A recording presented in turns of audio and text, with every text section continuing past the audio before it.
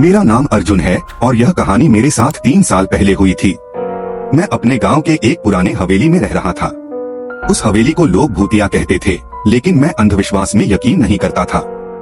पहली रात हवेली में हर चीज सामान्य लग रही थी, लेकिन जैसे ही रात के 12 बजे मैं अचानक एक धीमी सरसराहट की आवाज सुनने लगा कि यह हवा है, लेकिन खिड़कियां बंद थीं। आवाजें धीरे धीरे तेज हो रही थीं, जैसे कोई मेरे कमरे के बाहर चल रहा हो। मैंने दरवाजा खोलकर देखा, लेकिन वहां कोई नहीं था।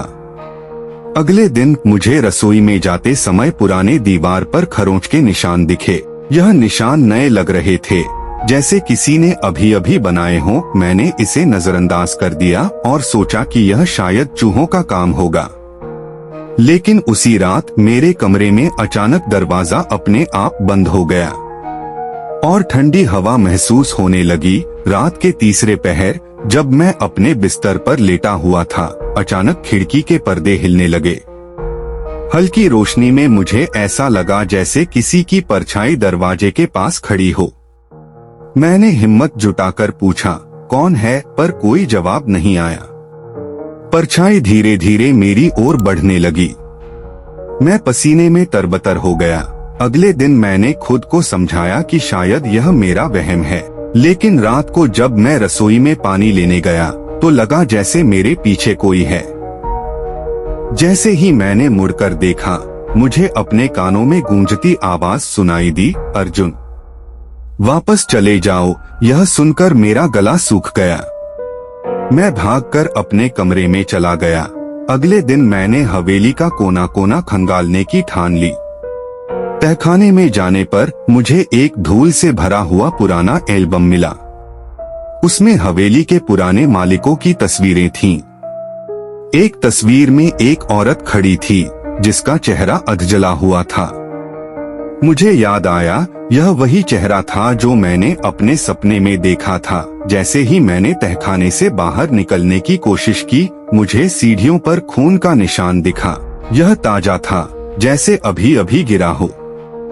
मैंने महसूस किया कि यह निशान मेरे पीछे पीछे कमरे तक आया था। उस रात मुझे नींद नहीं आई। अचानक बिस्तर के नीचे से कुछ खरोंचने की आवाज आई। मैंने धीरे से नीचे झांका, वहां कुछ नहीं था। जैसे ही मैं वापस लेटा, बिस्तर के सिरहाने पर कोई ठंडी सांस लेता हुआ महसूस हुआ। अगली सुबह मैंने तहखाने में वापस जाने की हिम्मत की। इस बार मुझे एक और अजीब चीज मिली, एक पुरानी अधजली किताब। उसमें कई पन्ने गायब थे, लेकिन जो पन्ने बचे थे उनमें अजीबोगरीब चित्र और कुछ लिखा हुआ था। उस पर बड़े अक्षरों में लिखा था, वापस जाओ वरना अनहोनी होगी। मेरे हाथ कांपने लगे। रात को जब मैं सोने की कोशिश कर रहा था, मुझे दीवार पर हलचल दिखी। एक परछाई उभरी जो धीरे धीरे स्पष्ट होने लगी। वह वही औरत थी जिसकी तस्वीर मैंने तहखाने में देखी थी। उसका चेहरा अधजला हुआ था और उसकी आंखें मुझे घूर रही थीं। अचानक वह चीखते हुए गायब हो गई। मेरी चीख हवेली में गूंज उठी। मैंने उस औरत के बारे में जानने की ठान ली। गांव के एक बुजुर्ग ने बताया कि वह औरत इस हवेली की मालकिन थी। उसका नाम सुमन था। उसकी हत्या इसी हवेली में हुई थी और उसकी आत्मा आज भी यहाँ भटक रही है। वह न्याय चाहती है। उस रात हवेली और भी डरावनी हो गई। दीवारों पर अचानक खरोंचों के निशान बनने लगे। हर जगह से आवाजें आने लगीं, अर्जुन भागो यहाँ से।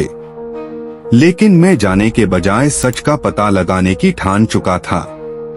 मैंने महसूस किया कि सुमन की आत्मा मुझसे कुछ कहना चाहती थी। अगले दिन मुझे तहखाने में एक और चीज मिली, एक पुरानी डायरी। यह सुमन की थी। उसके आखिरी पन्नों में लिखा था, मेरा गुनहगार आज भी जिंदा है। अगर कोई यह पढ़ रहा है तो मेरी मदद करो। मेरे रोंगटे खड़े हो गए। मुझे लगने लगा कि इस हवेली में कुछ बड़ा राज छिपा है। उस रात सुमन मेरी सपनों में आई। उसने कहा, अर्जुन मुझे न्याय चाहिए। मेरी हत्या करने वाले को सजा दिलाओ, उसकी आवाज मेरे कानों में गूंज रही थी। जब मैं उठा तो मेरे हाथ पर जलने का निशान था, जैसे किसी ने मुझे पकड़ लिया हो। डायरी के आखिरी पन्नों ने मुझे तहखाने में कुछ और खोजने के लिए प्रेरित किया।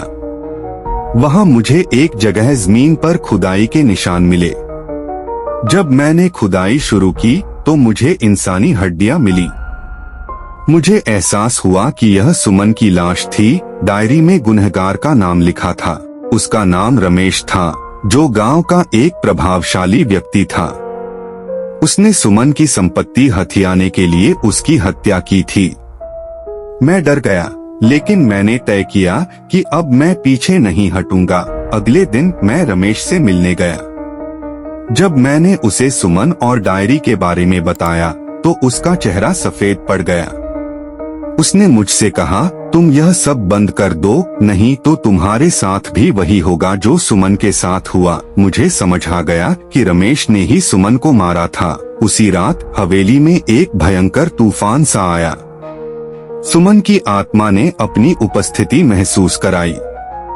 मैंने उसकी डायरी उसके हड्डियों के पास रख दी और कहा, मैं तुम्हारे गुनहगार को सजा दिलाऊंगा, बस मुझे छोड़ दो। आत्मा की चीख हवेली में गूंज उठी और फिर सब शांत हो गया। मैंने पुलिस में शिकायत दर्ज कराई और रमेश के खिलाफ सबूत दिए, लेकिन पुलिस ने इसे मजाक समझा।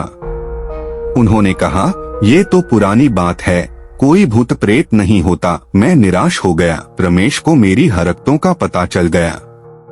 उसने मुझे धमकी दी और कहा कि वह मुझे मार डालेगा। उसी रात मैंने महसूस किया कि हवेली में कोई और भी मौजूद था। रमेश अपने आदमियों के साथ मुझे मारने आया था। जैसे ही रमेश मुझे मारने के लिए आगे बढ़ा, हवेली की लाइट्स बुझ गईं। सुमन की आत्मा ने प्रकट होकर रमेश पर हमला कर दिया। उसके आदमी डरकर भाग गए। रमेश ने मुझसे माफी मांगी, लेकिन सुमन ने उसे माफ नहीं किया। अगले दिन मैंने रमेश के जुर्म के और सबूत इकट्ठा किए। गांव वालों ने भी गवाही दी। अंततः पुलिस ने रमेश को गिरफ्तार कर लिया। रमेश की गिरफ्तारी के बाद हवेली में पहली बार सब कुछ शांत था। सुमन की आत्मा मुझे एक आखिरी बार दिखी। उसने मुझे धन्यवाद कहा और कहा, अब मैं चैन से जा सकती हूँ। उस रात हवेली में मुझे कोई डरावनी घटना महसूस नहीं हुई। मैंने पहली बार वहाँ सुकून से सोने की कोशिश की। गांव के लोग अब हवेली को भूतिया कहने से डरते नहीं थे। उन्होंने इसे सुमन की याद में एक स्मारक बनाने का फैसला किया। कुछ दिनों बाद मुझे एक अजीब पत्र मिला। उसमें लिखा था, तुमने सुमन को न्याय दिलाया, लेकिन क्या तुम्हें यकीन है कि सब खत्म हो गया है? यह पढ़कर मेरे रोंगटे खड़े हो गए। मैंने आखिरी बार हवेली का दौरा किया। वहाँ सब कुछ सामान्य लग रहा था, लेकिन जैसे ही मैंने तहखाने में कदम रखा, मुझे ऐसा लगा जैसे किसी ने मेरा नाम पुकारा। मैंने हवेली छोड़ दी और शहर लौट आया। लेकिन आज भी कभी कभी रात में मुझे सुमन का चेहरा दिखता है। क्या वह सचमुच मुक्त हो गई थी, या फिर कोई और राज अभी भी हवेली में छिपा हुआ है?